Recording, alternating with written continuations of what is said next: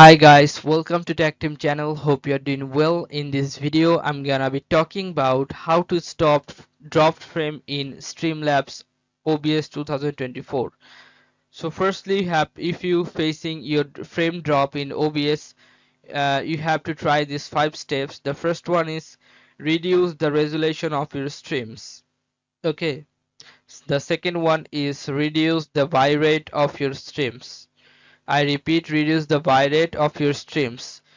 The third one is try using Ethernet cable. If you're using Wi-Fi, try using Ethernet cable.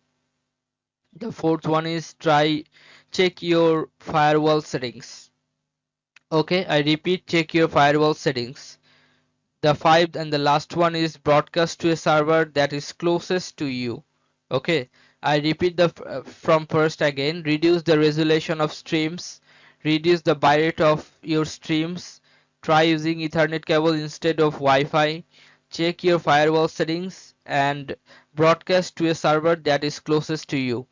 These 5 you should check and do the settings according to it, and I hope that your frame drop will be solved.